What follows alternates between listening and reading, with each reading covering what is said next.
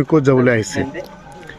আমি গুৱাহাটী যাম আজি প্ৰায় সপ্তাহ দিন ধৰি পেলাই মানে আমাৰ টিকেট দিয়া যিজন মানে ব্যক্তি তেখেতৰ মানে ৰুমেই নুখলে আৰু আমাৰ টিকেট লোৱাত আমাৰ বিৰাট সমস্যা হৈ আছে। বৰ্তমান পাব্লিকে ক'ত যাব কিন্তু টিকেট নোলোৱাকৈ মানে গুৱাহাটীলৈ গৈ আছে বা জুৰিয়া বা ৰূপহীলৈ গৈ আছে, কিন্তু কি তেখেতৰ যে কি অসুবিধা হৈছে এইটো কিন্তু আমি নাজানো, কোনো ইনফৰমেশ্যন নাই, হেৰিও নাই।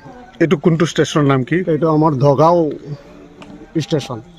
কিমান দিন ধৰি আপুনি অহা যোৱা কৰি আছে? তেখেতে টিকেট প্ৰায় 10-15 দিন ধৰি পেলাই মানে আমি হেৰি কৰি আছোঁ, ঘোঁৰা গাড়ীৰে মানে অহা যোৱা কৰি আছোঁ, কিন্তু আমি টিকেট নোপোৱাকৈ আমি গৈ আছোঁ।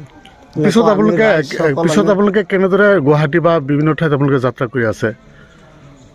আমি যাত্ৰা কৰিয়ে আছোঁ, টিকেট নোহোৱাকৈ আমি কৰি আছোঁ। আমিতো আধা ৰাস্তাত গৈ পেলাই আমাৰ টিকেট কৰিবলগীয়া হয়, কেতিয়াবা ট্ৰেইন ৰাখে, কেতিয়াবা নাৰাখে, কম সময় ৰাখে, গতিকে আমি ৰাইজসকল আমি মানে অসুবিধাতেই ভুগি আছোঁ।